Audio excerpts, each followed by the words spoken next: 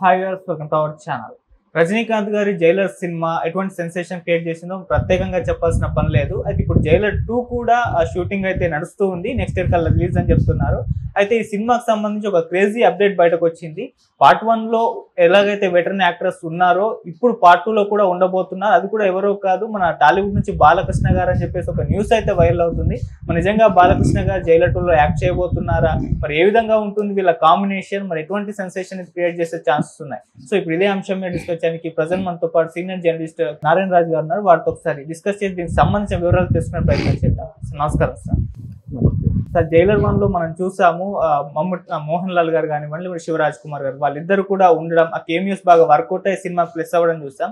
ఇప్పుడు పార్ట్ 2 కూడా నడుస్తూ ఉంది. అయితే పార్ట్ 2 లో బాలకృష్ణ గారు ఉంటున్నారని చెప్పేసి ఒక వార్త అయితే వచ్చింది సార్. మరి నిజంగా బాలకృష్ణ గారు చేయబోతున్నారా, చేస్తే ఏ విధంగా ఉంటుంది సార్ వాళ్ళ కాంబినేషన్?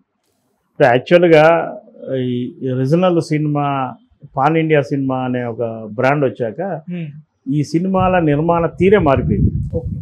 మెయిన్ హీరో ఒకరు ఉంటే మిగతా ప్యాడింగ్ అంతా, వాళ్ళు ప్యాడింగ్ అనొచ్చు లేదా కో ఆర్టిస్ట్ అనొచ్చు, వాళ్ళు వివిధ లాంగ్వేజ్ల నుంచి తీసుకుంటున్నారు. ఎందుకంటే పాన్ ఇండియా సినిమా అంటే ప్రపంచవ్యాప్తంగా రిలీజ్ చేయాలి, ఇతర లాంగ్వేజ్లో కూడా రిలీజ్ చేయాలి. కాబట్టి ఆయా ప్రాంతాలకు సంబంధించిన ఆర్టిస్టులు తీసుకుంటే ఆడియన్స్ త్వరగా రికగ్నైజ్ అవుతారు, ఆ సినిమా పట్ల కొంత ఉత్సాహం చూపుతారనే కాన్సెప్ట్ ఇప్పుడు నడుస్తుంది. తెలుగులోనే కాదు, తమిళంలో కాదు, హిందీలో కూడా. ఇప్పుడు వార్ 2 అనే సినిమా అండర్ ప్రొడక్షన్లో ఉంది, మనకు తెలుసు కదా, హృతిక్ రోషన్. అందులో మన జూనియర్ ఎన్టీఆర్ యాక్ట్ చేస్తున్న విషయం తెలిసిందే. ఎన్టీఆర్ ఎంట్రీ ఆ విధంగా ఉంటుందని ఎవరు ఎక్స్పెక్ట్ చేయలేదు. ఆయన యాక్చువల్గా ఆయనకున్న ఫాలోయింగ్కు ఆయన నేరుగా ఒక హిందీ సినిమా చేయొచ్చు, కానీ ఒక గుడ్ ఎంట్రీ హృతిక్ రోషన్తో స్క్రీన్ షేర్ చేసుకుంటున్నారు.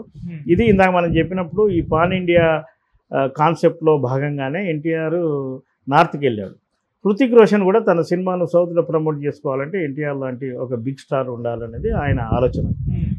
ఆ తర్వాత మిగతా సినిమాలు మనం ఏది తీసుకున్న కేజీఎఫ్ తీసుకుంటే మన అందులో సంజయ్ దత్ కనబడతాడు. రజనీకాంత్ సినిమా లేదా అంతకుముందు వచ్చిన కమల్ హాసన్ విక్రమ్ సినిమాలో కూడా చాలామంది ఆర్టిస్టులు, యంగ్ ఆర్టిస్టులు, కార్తీ, సూర్య లాంటి వాళ్ళు కనిపిస్తారు.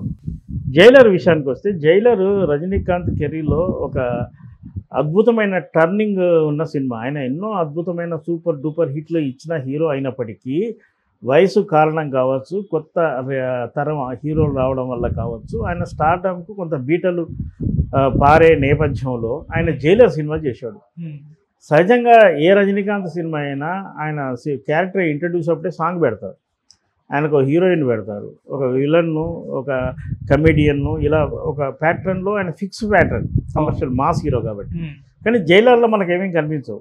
ఆయన ప్రజెంట్ ఏజ్కి తగినట్టుగా ఒక క్యారెక్టర్, రిటైర్డ్ జైలర్ క్యారెక్టర్ అది. ఆ క్యారెక్టర్ ఆయన ఒప్పుకోవడం గొప్ప విషయమే, ఒప్పించిన డైరెక్టర్ది గొప్ప విషయమే, చూసిన జనాలది గొప్ప విషయం. రజనీకాంత్ ఇలా ఉండాలనేది ఒక ఇమాజినేషన్ ఉంటుంది. దానికి భిన్నంగా ఉన్నప్పటికీ కూడా ఆ సినిమాను సక్సెస్ఫుల్గా చూపించారు. దాదాపుగా 500 కోట్ల పైబడి అది ఆ సినిమా రెవెన్యూ తెచ్చినట్టుగా మనకు తెలుస్తుంది.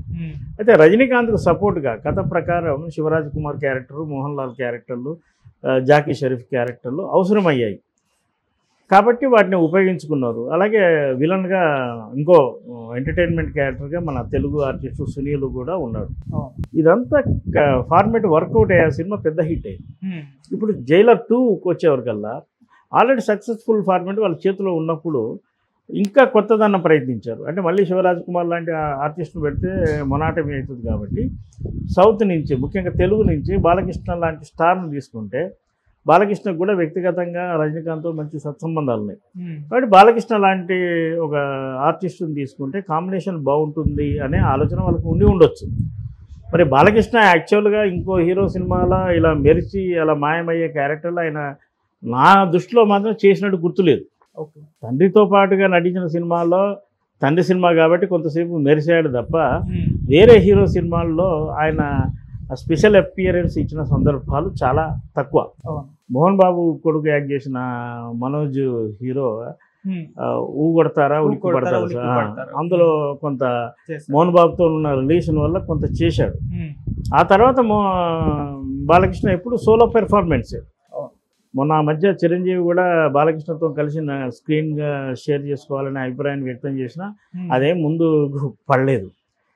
ఆడియన్స్ కూడా బాలకృష్ణను స్క్రీన్ మీద సోలోగా చూసి ఎంజాయ్ చేయడానికి ఇష్టపడతారు. పైగా అలాంటి కథలకు ఇప్పుడు ఛాన్స్ కూడా లేదు. ఒక హీరోనే తండ్రి కొడుకులుగా చేసుకుంటున్న సీజన్ ఇది. ఈ తరుణంలో రజనీకాంత్ సినిమాలో బాలకృష్ణ కనుక కమిటేట్ చేస్తే మంచి కాంబినేషన్ అవుతుంది. రజనీకాంత్కు కొత్తగా వచ్చే ఏమీ లేదు, అలాగే బాలకృష్ణకు పోయేది కూడా లేదు. బాలకృష్ణ స్టార్డమ్కు కొత్తగా అదనంగా చేరేది కూడా ఏమి లేదు. జస్ట్ కాంబినేషన్ అంతే, జనం ఎంజాయ్ చేయడానికి.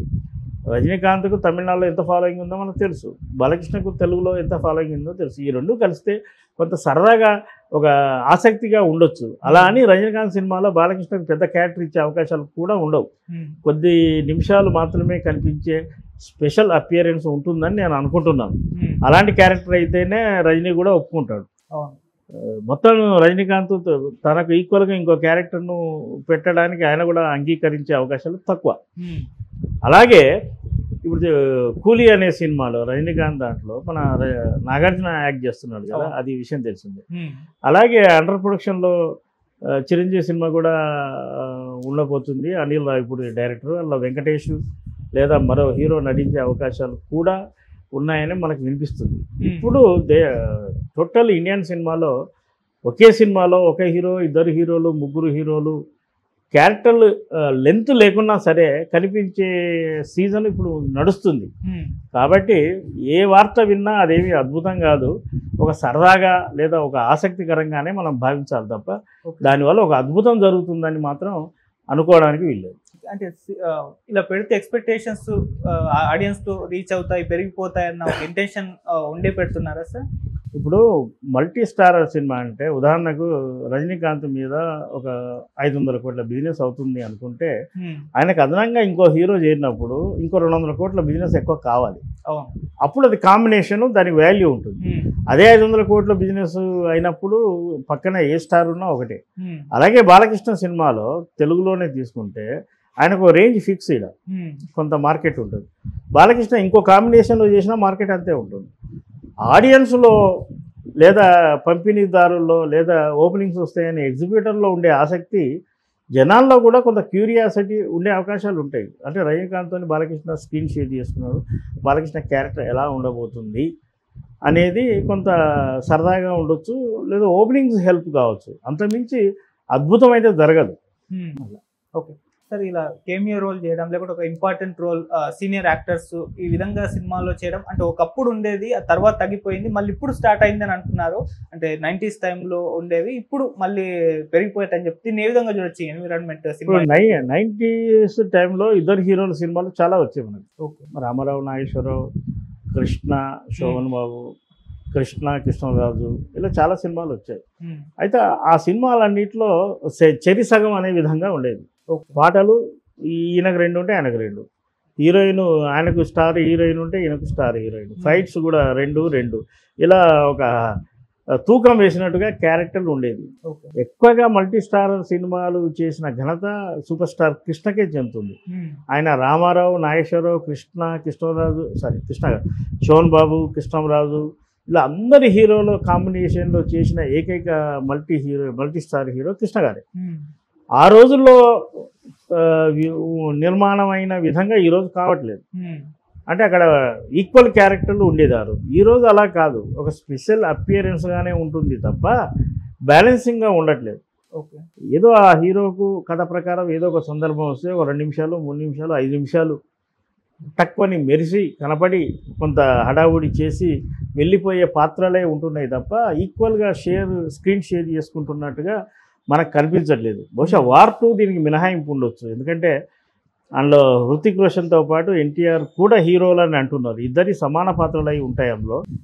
ఈ సౌత్లో మాత్రం ఇవన్నీ స్పెషల్ అపీరెన్స్ అనాలి వీటిని, అంతే తప్ప మల్టీ స్టార్ అనేందుకు కూడా అవకాశం లేదు. అలా అసలు ఆల్రెడీ ఎన్టీఆర్ గారు ఒక మల్టీ స్టార్ చేశారు RRR. ఆ టైంలో కాస్త అంటే ఎన్టీఆర్ గారు ఫ్యాన్స్ అప్సెట్ అయ్యారని చెప్పేసి న్యూస్ వచ్చింది. సో ఇప్పుడు మళ్ళీ హృతిక్ రోషన్ గారితో కలవడం, మరి అది కానీ ఒకేలా రోల్ తక్కువగా ఉంటే ఆడియన్స్ యాక్సెప్ట్ చేస్తారా సార్ ఎన్టీఆర్ గారు అభిమానులు? ఇప్పుడు మల్టీ స్టారర్ RRR విషయానికి వస్తే చాలామంది ఎన్టీఆర్కు నాకు తెలిసి ఇటు తెలుగు ఆడియన్స్ మాత్రమే భావించారు. కానీ హాలీవుడ్ స్థాయిలో ఆ తరహా పాత్రను వాళ్ళు కొత్తగానే చూశారు. ఓకే. ఎన్టీఆర్దే అండర్ ప్లే క్యారెక్టర్, దానికి ఆదరణ ఎక్కువ లభించింది. ఇప్పుడు రామ్ చరణ్ చేశాడు ఆ హడావుడి పోలీస్ డ్రెస్సు, పోలీస్ క్యారెక్టర్, ఇలాంటి క్యారెక్టర్లు అనేక సినిమాలో మనం చాలామందిని చూసాం. కానీ ఇంటర్నేషనల్గా రిలీజ్ అయిన RRRలో ఎన్టీఆర్ పాత్ర మీకు కొత్తగా ఉంటుంది. అండర్ ప్లే క్యారెక్టర్ అది. ఆ డ్రెస్సింగ్ కావచ్చు, ఆయన లక్ష్యం కావచ్చు, ఆయన సాధించింది కావచ్చు, అది హాలీవుడ్ హీరోయిన్తోనే ట్రాక్ కావచ్చు, ఇవన్నీ కొత్తగా ఉంటాయి. కాబట్టి ఎన్టీఆర్కే అంతర్జాతీయ స్థాయిలో మంచి గుర్తింపు వచ్చిందనేది నా అభిప్రాయం. ఓకే. ఇక ఇక్కడికి వచ్చేవారు కల్లా, ఇప్పుడు మనం ఇందాక RRR సినిమా అన్నప్పుడు ఎన్టీఆర్ రామ్ చరణ్ కాకుండా మనకు ఇంకో హీరో ఉన్నాడు, ఆయన రాజమౌళి.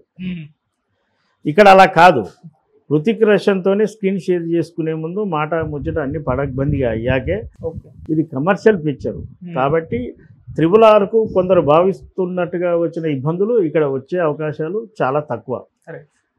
ఎన్టీఆర్ డ్యాన్స్ పెర్ఫార్మెన్స్ ఇంకా అద్భుతంగా ఉంటుందనే టాక్. హృతిక్ రోషన్ కూడా అద్భుతమైన డ్యాన్సర్. దానికి ధీటుగానే ఎన్టీఆర్ను తీసుకున్నప్పుడు ఎన్టీఆర్ ఏ విధంగా పెర్ఫార్మెన్స్ చేస్తాడు, ఎన్టీఆర్ యాక్షన్ ఎలా ఉంటుంది, డ్యాన్స్ ఎలా ఉంటుంది అనేది పక్కాగా వాళ్ళకి తెలుసు. కాబట్టి